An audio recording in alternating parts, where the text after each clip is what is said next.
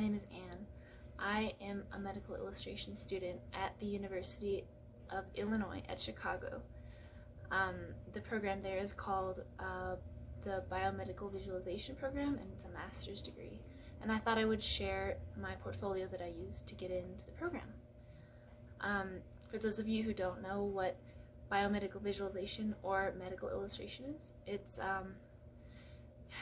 kind of just what it sounds like. You can just do illustrations for books that maybe students, like med students, learn out of, but it's a lot more than that. You can also do animation, 3D modeling, virtual and augmented reality. There's a lot of different little offshoots within this field, and I don't really know which path I'm going to take, but I thought I would share how I got to this point. So I applied at the beginning of this year, 2020. There are 4 programs in North America. One is in Toronto, one is Johns Hopkins, one is the University of Augusta, and the final one is the University of Illinois at Chicago. That's the one that I attend. So it is definitely pretty competitive to get in. Each program only accepts a small amount of people, ranging from 9 people a year to 20, I think. These numbers might not be correct, and it varies each year, I think, depending on the pool that they get. But it is definitely competitive, and you have to submit an art portfolio along with, the typical essays and test scores that you would for any other master's program. I also had to take the GRE, but not all of the 4 schools require that.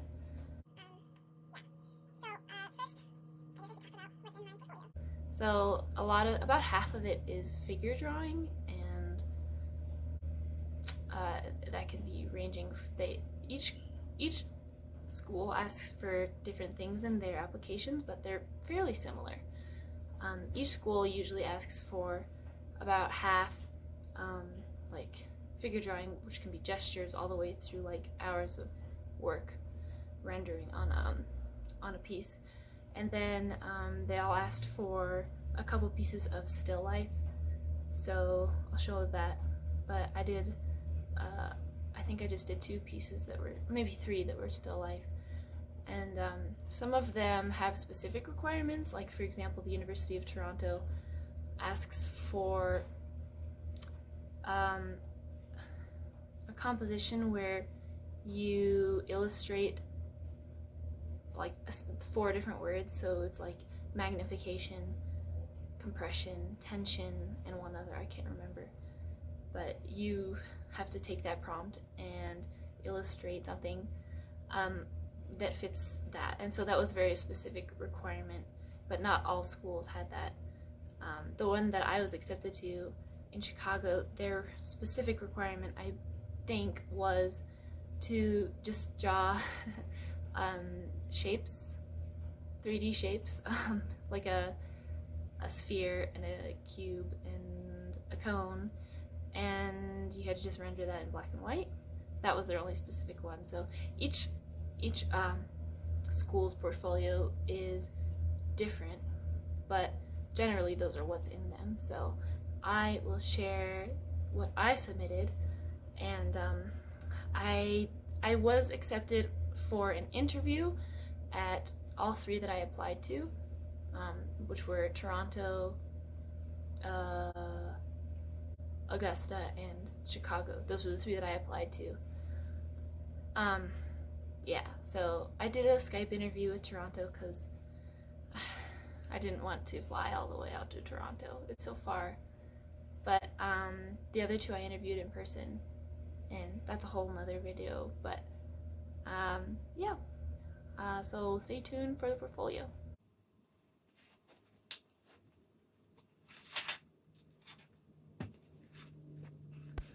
So this first piece is a painting that I did. It was not required for any of the portfolios, but I did it because the schools sometimes ask that you have like additional pieces to show at your interview. So I painted this one kind of last minute. It was actually just finished the day before I left, and I thought I would finish it faster, or that it would dry faster or something, because it was a wet oil painting, and like I had to build a little shallow box for it so that I could keep it from sticking to stuff on the plane. And it was not really a smart move on my part, but I like how it looks. I did want to finish that pot. I thought it would be cool having it just be like a graphic element, but I think it looks unfinished, so I want to finish just the rim of the pot and complete that oval shape, and then I will be happier with it. The next piece is still life. It was required for Toronto's portfolio, and it's a cross section of a dragon fruit in watercolor, and I definitely could have added a lot more contrast to this. Yeah, it's fine. The next one is an oil painting that I did for my intro to painting class. It was supposed to be like a self-portrait in a still life. So each of the objects that we included were supposed to represent us, and you can probably figure out that I really like pandas, so that's why that's in there.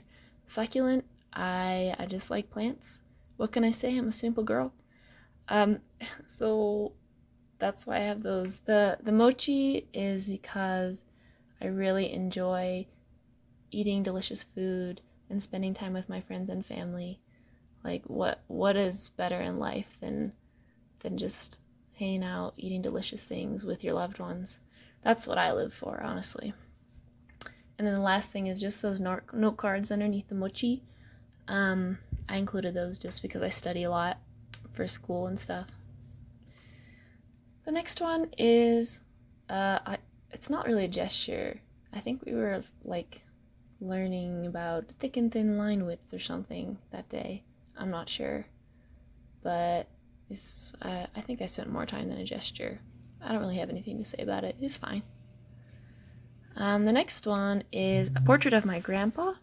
It was a homework for my figure drawing class, and he didn't want to sit there for me while I drew him. I was like, no, you can just watch TV. You can even fall asleep and just let me draw you. It'll be fine. And he's like, okay. So he like put on his easy listening and watched, like, I don't know how you watch easy listening, but I guess that's his nap ritual. But I was pretty happy with this one. The next one is probably the strongest piece, definitely in the figure drawing section. I definitely spent the most time on it. I think it was like 6 hours on this one. I think I kind of captured the sense of light pretty well, so I was happy with that one. The next one is definitely just some gesture drawings. The schools like to see a variety of work, make sure that you are kind of, what's the word? I can't think of the word. Alright, the next one is, those are more gestures too. Yeah, nothing exciting. And then this one, it was a longer pose, but not 6 hours. I would say like 2.5 hours on this one. It's not great, but it was fine. It did the job. This next one I did in 2015, which was, 5 years ago. Everything else is very current, but this one I actually was really happy with, even though I did it so long ago. I did my shading where it like follows the form. I don't know what it's called, but like when you're shading, follows the curves of the volume that you're drawing. I think it just really makes such a graceful and clear depiction of what's in front of you. So I was happy with that. The next one, it was supposed to be kind of an abstract activity where you start from like an intersection of flesh and then like the darkest part on the model, and so you just draw like the black lines and then you work out from there, rendering completely. And so it's not like where you just draw the outline and then fill in the shadows, but it was supposed to be abstract, but I had enough time to do a complete torso. But I thought it was really nice. I really like the knuckles. I think it just kind of looks effortless in that section. The next ones are the smaller ones. So this one is a self-portrait that I did digitally. I'm not that good at digital stuff because I haven't really figured out how to control my brushes. I know a lot of people are like, all you need is a solid round brush, but if you've ever done a whole painting in a solid round brush, it is so excruciating, honestly. So it's nice to be able to use the tools at your disposal. I just really haven't gotten to that point yet. I'll figure it out. The next one is the shapes one that I was talking about that was required for the University of Illinois portfolio, and I didn't really do a good job on this one. It definitely does not have a very wide range of values, and I don't know. I'm not in, like, some of the other people's who I saw their portfolios, theirs were like perfectly rendered out. I guess I shouldn't be saying this as a medical illustrator, but I don't really enjoy rendering every little tiny detail. What gives me satisfaction is like getting an accurate like value. So that's what I don't like about this, is that there's like no darks in this. It kind of bothers me. The next one is honestly the worst one in this whole portfolio. It was required for one of the schools. I don't know which one, but I really don't like it. But I guess I did it last minute because I had to. I wish I had done it earlier, I guess. Maybe I've gotten a better result. The next hand study is it was required for Toronto's portfolio, and it was that one where you had to draw one of those 4 words, and the word that I chose was magnification, because on their like example website, I didn't see any examples of that word. Everyone else was doing the other ones, so I chose it, and it's just a glass ball with some water, and it magnifies my finger. So I was pretty happy with that one. The next was also required for Toronto's portfolio. I mean, it was like specific to them. I mean, they require that you do a still life in front of a window. I'm not exactly sure why they require it. Maybe it's just like it's more difficult to show that you can do background and a foreground and make the foreground stand out, all that stuff. I'm not sure, but it turned out okay. Again, digital stuff is not, I haven't practiced a lot in it. That glass thing took forever. It was so painful. Yeah. Okay, so the next one, the Dear Girl, I did that a couple years ago, just for funsies. This is the first digital painting I ever did, I think, so I included it. It wasn't so bad. Next was a cluster drawing from an illustration class that I had. It was just supposed to be a cluster of objects, or, a cluster of subjects, I guess, with no space in between.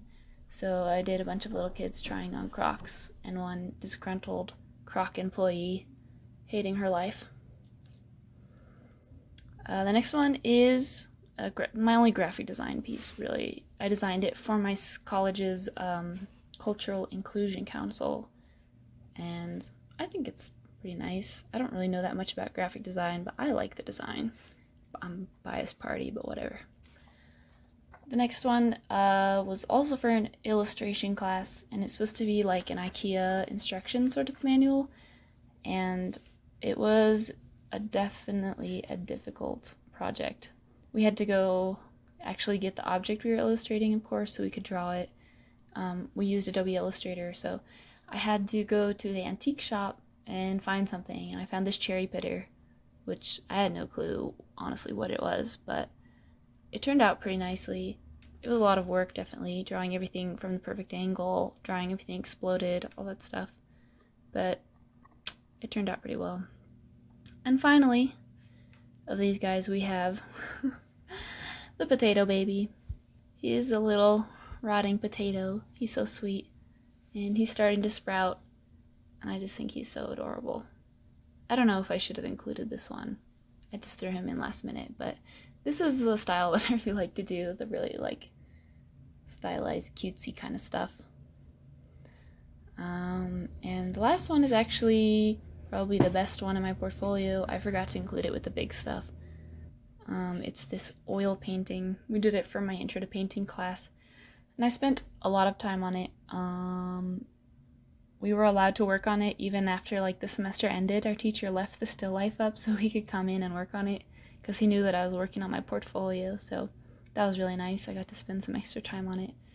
I was happy with everything except that teal vase on the left.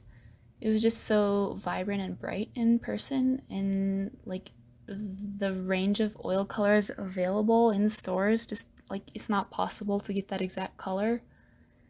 So that one does not look how it did in life, but everything else was alright. Maybe that urchin could have used a little more work, but overall I was pretty happy with it. So that's my portfolio. Thanks for watching to the end. I hope you enjoyed it. And if you're a future or aspiring medical illustrator, I wish you the best of luck during your application process. I hope your art is beautiful, and I hope they love you at your interview, and I hope you kick some butt. Okay, bye.